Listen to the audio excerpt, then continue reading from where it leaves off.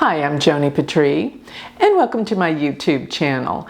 Well, I want to talk about somebody that's in the news, and it is the young man that is running for mayor of New York City, and his name is Zohran Mamdani. So let's look at his chart to see what chances he has in this mayor election. And I don't know a whole lot about all the politics behind this, but what I'm hearing is he's a socialist and he wants to give a lot of free things for people. And there's like a lot of people love him, but what's really interesting is the younger generation wants him in because, you know, it's always these old people. So he has a great appeal to the younger generation, the Gen Z and everyone else that's younger, that's tired of all the old people controlling everything. And he's got a philosophy that if he gives things away, it's going to make everything work. We'll see, right? I'm not one to judge that. I'm one to judge the chart. So aside from any political opinions, let's see if Mamdani has a chance running for mayor and what he could bring to the table in terms of who he is, because that's what I can see with astrology. So I actually found his birth time, and it was said that it was from memory, but that it was a good source. So I hope this is right. But let me scoot over here and we'll start looking at his chart to see what we can see. So looking at his chart, he has Cancer rising, which is a very strong ascendant. It is ruled by the moon, and that means he's a lot more sensitive than he may let on to. You know, people with the Cancer rising, I always say, it's like the crab. It is hard-shelled, but in the middle, it's nothing but a bunch of mush. So in other words, you know, he may act like any of the insults or things said about him that might be negative slide off his back. Not really. Deeply affects him. But what's really interesting about this chart is Saturn. Notice that Saturn sits exactly opposed the ascendant degree. And it's with the moon. This guy is really serious about his purpose, what he wants to do. He is adamant, he is strong, but he can go into bouts of depression at times. Saturn moon, yeah, they can be strong and they are very responsible, but they can be depressed. Don't kid yourself. At points in times, they can go into these feelings of problems. Now, one thing I do notice too is that his moon sits in the nakshatra called Dhanishta. Dhanishta is a very powerful nakshatra. It actually, the saying for it is the richest one. So Mamdani may be talking about giving a lot of things away, but let me tell you, he's used to having wealth. Whether or not he was born into it, he's used to a great lifestyle with this moon in Dhanishta. But one thing that's noted about this nakshatra, especially since it's in his 7th house, is really a difficult nakshatra for marriage and relationships. So I don't know where he stands on that, but he's young, he's married.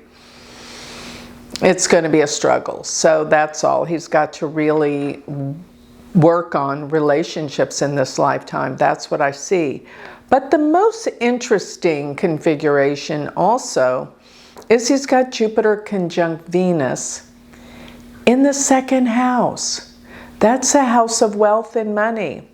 So this means he's extraordinarily prosperous. Absolutely, with no doubt. He is extraordinarily prosperous, and he will continue to make a lot of money in his life. This is a given. But the most important thing I think that I see in his chart is where all these planets are in Libra.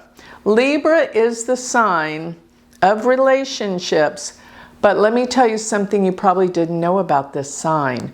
Because of the nakshatras, you know, people get all caught up with astrology being all about the sun signs. But you know, in Vedic astrology, the nakshatras are everything. The nakshatras are, there's 27 of them, and all of the planets fall in a nakshatra, and their meanings come from the stars. So the nakshatras speak really to where the planets are, not just the signs that people get all hung up on, especially when they try to convert their chart to Vedic from Western. I'm not this sign. Look at the meaning of the nakshatra, because there's 3 nakshatras in each sign. But my point is, he's got Mars and Mercury together in the nakshatra Swati. And this is in Libra. So you're not going to think about the things in Swati that I'm about to talk about, because you think of Libra as being the peacemaker, Libra being the relationship person. Libra is affiliated with beautiful things. That's what you think of with Libra, right? Swati is the epitome of a great businessman. In India, they call it the businessman nakshatra because its symbol is a blade of grass blowing in the wind. And it means that they can adapt what they want people to know about very simply by swaying to have the person think they're agreeing with them, but at the same time they're not. It is actually the best nakshatra for a politician. Get that. And I often call the Mars-Mercury conjunction the lawyer aspect. Why? Because Mercury's the communicator, but Mars is the one that goes in for the chase, that goes for the attack. And usually they are fabulous debaters. You have to be if you're a lawyer. So I call that the lawyer aspect. Mercury, the communicator, but Mars, the powerhouse, the strong. He must be a powerful speaker, and he won't let down, but he is a great politician because he can sway to wherever the wind blows in order to get what he wants. So his chart doesn't surprise me. And when I look at those planets in Libra, they actually go to the 10th house from the moon. 10th house is our work, our career. Mars, Mercury, Sun there. This guy is a leader. So regardless if he becomes mayor, he will lead in everything that he does. And he will be, he's extremely ambitious. Let me put it that way. So if one thing doesn't work, he'll be back and make something else work. But let's get going and talk about, is he the one that's going to win? So what I like to do is I look at the dashas and the transits during the time. I believe it was, I pulled it up, I think it was in November 4th or 5th that the election period comes about. So I'm pulling up a chart for the transits on that day. And to be honest with you, it's not completely clear. Like sometimes I was adamant that Trump was going to win that past time because everything was activating his 10th house of his career. Jupiter, Venus, everything was going on then. I don't know how any other astrologer didn't see so clearly in the transits and the dashas with that. But let's look at this because it's not as clear. Here's another thing I want to throw at you. I'm not looking at the opponent's charts either. Their chart might be a little bit more powerful. I'll never forget a friend of mine. She was reading for some very famous person that was going up for a Grammy. And Jupiter was on her sun on the day of the Grammy. She said, the astrologer, my friend, said, "You'll absolutely win." Well, guess what? She didn't win. But the person that did win had her birthday. So the same birthday, so Jupiter was on their sun too. So there was something just a little bit better. That's so interesting the way that works. But getting on with this, I think he's got a fabulous chance. I can't believe what I'm seeing here because on that day, Jupiter will be into Cancer. Jupiter goes into Cancer briefly between October 17th 2025, and will leave Cancer and go back into Gemini December 5th. So Jupiter will be 0 degrees, which means it's in his first house, which means a new beginning. And Jupiter will be aspecting Saturn, which Saturn is that planet of career. It is in the 7th house, but Jupiter's in the 1st. So these are angles in the chart. But what's very interesting, I think, is the fact that Pluto is right there on his Saturn. This is major transformational changes. Pluto at this time is 7 degrees and Saturn is 6 degrees. So this could mean his opponent, which is the 7th house, could be very cutthroat and very, very strong. I could see that. But what I think gives him an edge here is the fact that his sun sits at 0 degrees of Libra. In other words, Jupiter is exactly squaring that. Squares can sometimes give opportunities in a big way.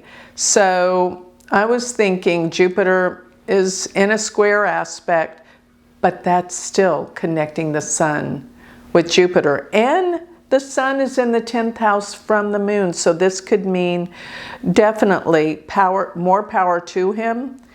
And let me just say, if it were the following year, 2026, that the elections fell, I would say he'd definitely win.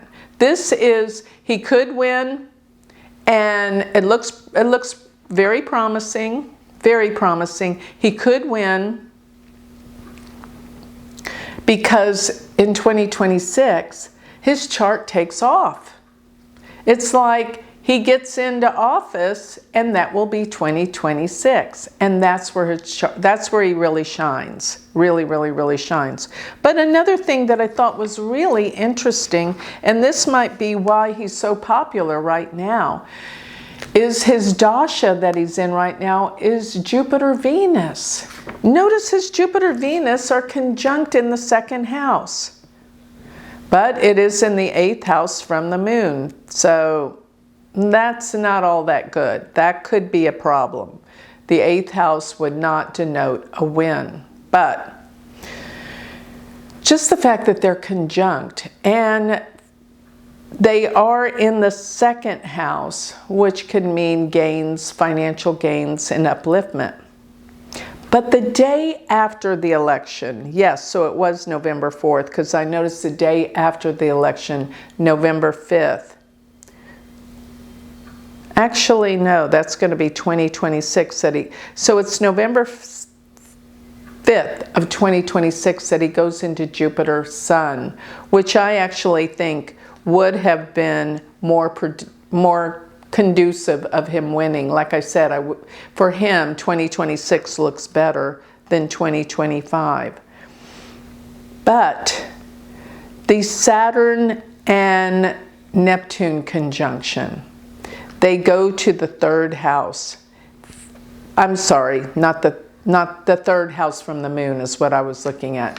And that could mean something of his communications are off and he will be disproved with something that he's saying. So something may not come through properly, or maybe he's saying something that's not true and he gets caught in it. That's what I think I'm definitely seeing here.